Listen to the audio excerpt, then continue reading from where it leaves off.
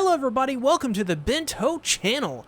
This time we're doing the Fate Grand Order Absolute Demonic Front Babylonia. Say that 3 times fast, I bet you can't. Episode 20 reaction. These are my thoughts and opinions about episode 20 as they come. I got a little bit of notes here to my left and we're going to read them out. But before we even get into that, I got to ask you guys kindly, we are almost at 1K subs, and at 1K subs, I'll get that community tab, and I'll also be able to probably monetize the channel and become a YouTube partner program member. So I'm gonna get out of the way pretty quick. But if you can subscribe and ring the bell, that would help me tremendously, especially if you want to see more Bento content. Because over 90% of you, going by YouTube analytics, says you're not subscribed. So with that out of the way, let's get into it. Fate Grand Order, Absolute Demonic Front Babylonia, episode 20. Absolute Demonic Front Mesopotamia Part 2 is the episode title. So we pick up last time, once again directly from the last episode. Hassan attacks Tiamat, and so Tiamat's like, well, you know what? I'll just summon some more of my lackeys, some of my llamas. So she summons a bunch of llamas, and these aren't your normal llamas, okay? These are super overpowered llamas, and I just realized I have many screenshots of Tiamat's boobs, electrified demon boobs, so I apologize for that. It wasn't my intention. I didn't get them specifically for any reasons at all, not even for science, you guys. It was an accident, okay? I took these screenshots on my phone. Jojo pose Llama. What if Jojo shows up? What if Jojo is a,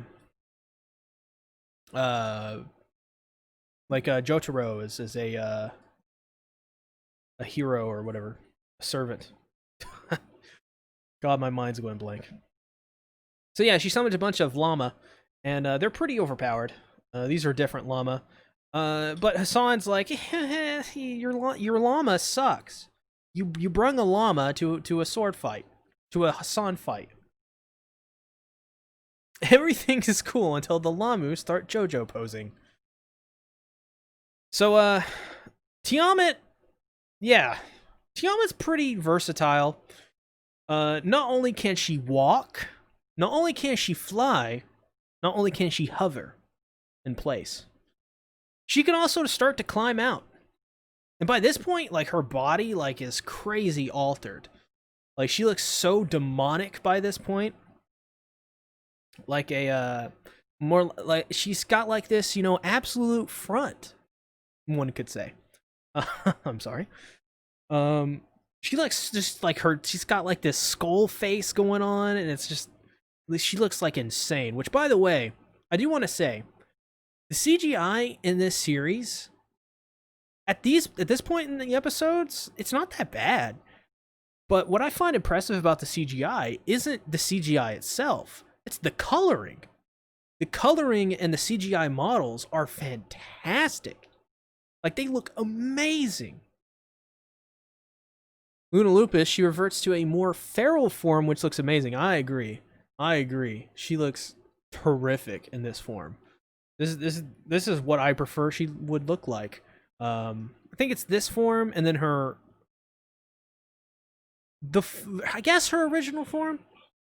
Oh God. Getting a phone call in the middle of a stream. Well, this is going to be cut out. Guys, that's never happened to me before. I hear the CGI was done by the 2016 Berserk guys, so... Really? Okay. Fuck those guys. Those guys struck my Berserk 2016 and 2017 videos. So fuck them. I didn't do anything wrong. I just released a review, and they gave it a strike. Or I guess it may not be them in particular. It's one of the studios behind that anime that did it. I hold a grudge. I still hold that grudge. I probably should let it go. Maybe not. So, as I was saying before, Tiamat can do a lot of things. She can fly, she can hover, she can walk. She can climb. So she decides, fuck it. I'm gonna climb out of this hole.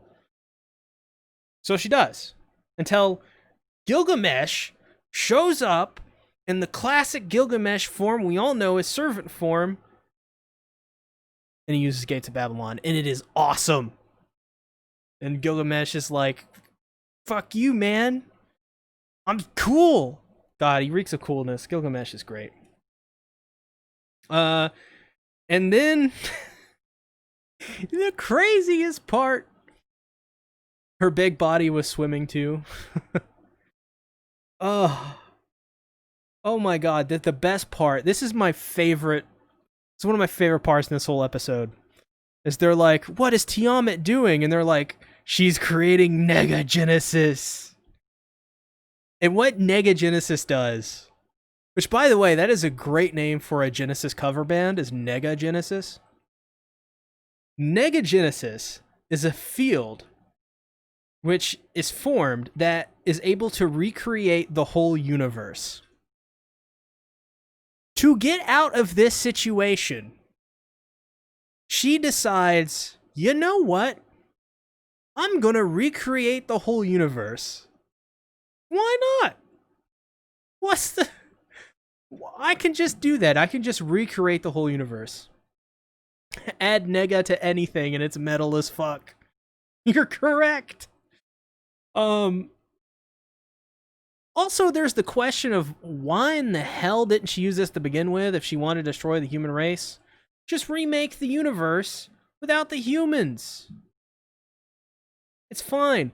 Also, what's funny is this whole thing with Tiamat is essentially her misunderstanding and kind of being mad at her children. Like she's punishing her children. Tiamat is a sore loser, it seems. Yeah, Tiamat is one of those people that flips the board game when she knows she's not going to win.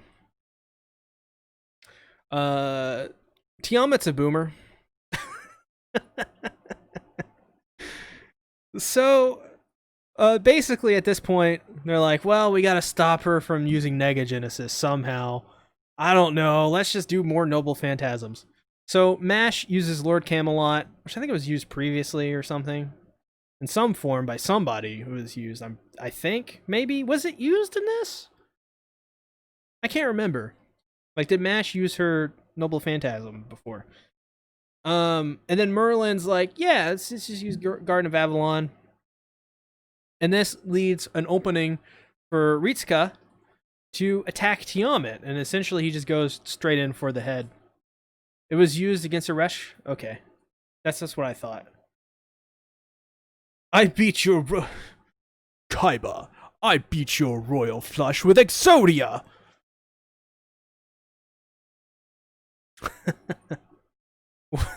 I should have said sued. It was sued against Aresh.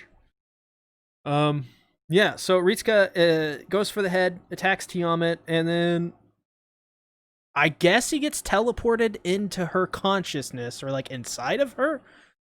And like this beautiful white background with these very bright colors. It's really cool looking. They did the same thing for the ending themes. And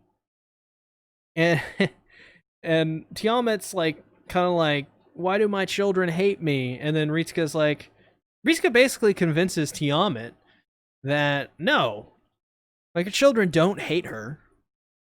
They're just really not okay with her destroying the human race. I guess. That's what I would have been like. I would have been like, Mom, you can't destroy the human race just because you're mad. You have to deal with it. Just because you're a parent doesn't mean you're right about everything.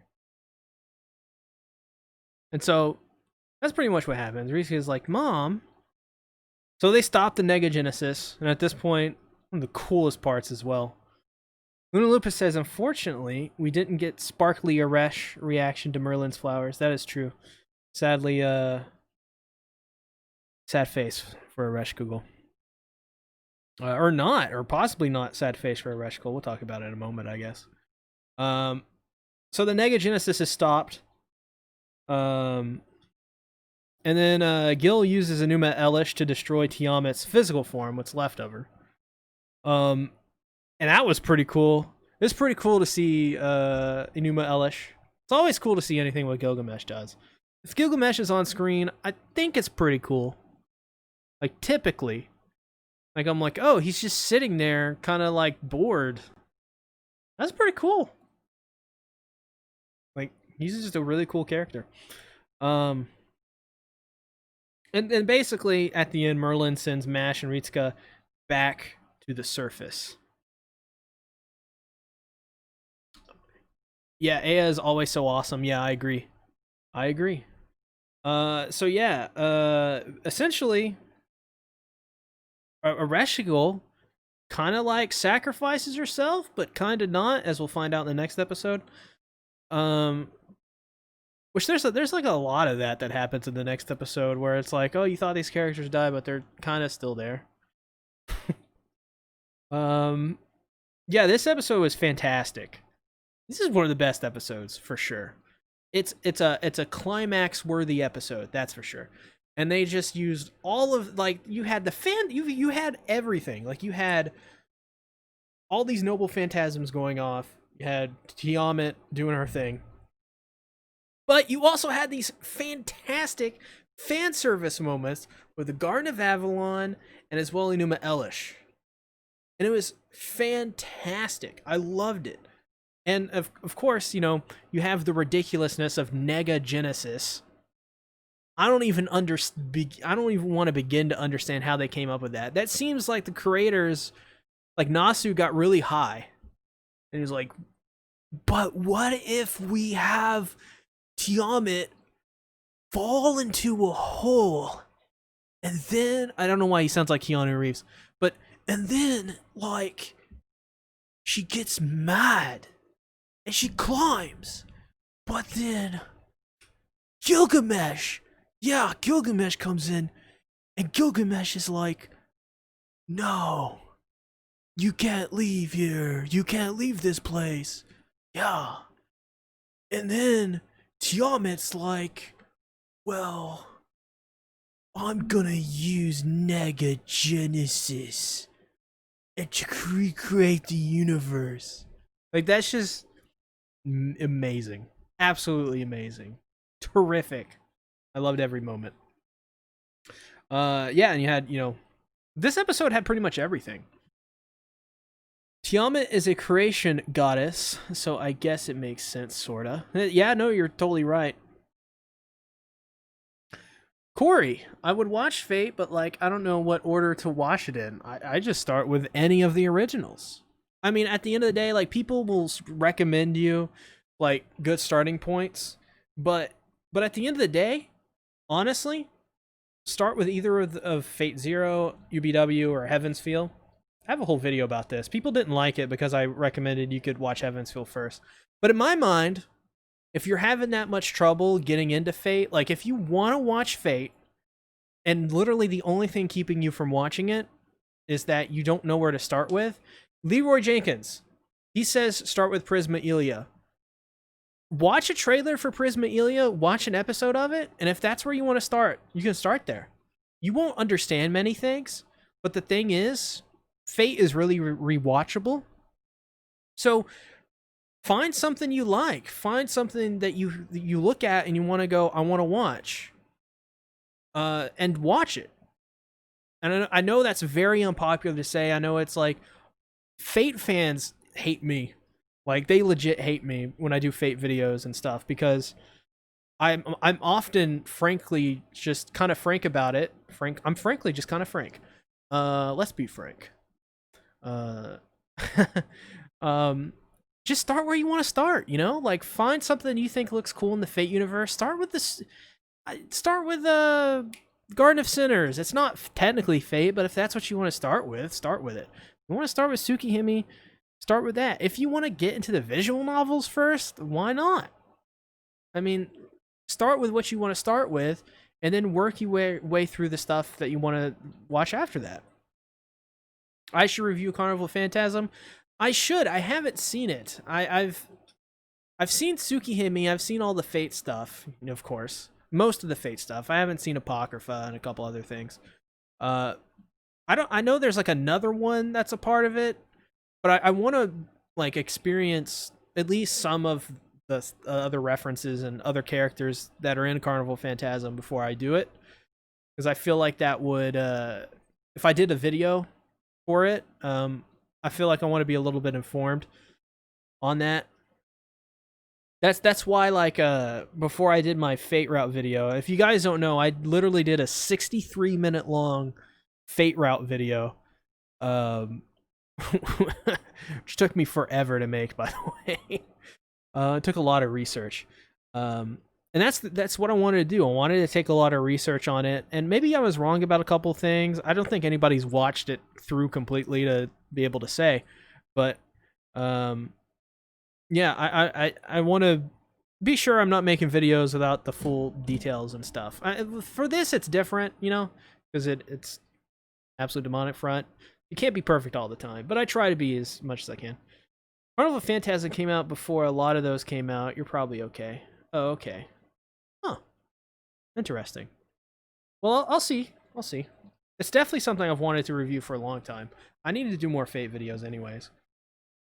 So yeah, back to episode 20. Fantastic episode. It was great seeing Mash using her Noble Phantasm. It's great seeing Merlin, Hassan again, Tiamat, Reshkul. It was great seeing all that stuff, especially the moment with Ishtar and Reshkul was pretty emotional, I would say. I don't know. This is just a really good episode. It is worthy to be the climax of this series, in my opinion.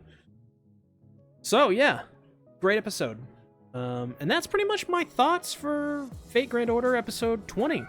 So, thanks everybody for watching my episode 20 reactions of Fate Grand Order, Absolute Demonic from Babylonia.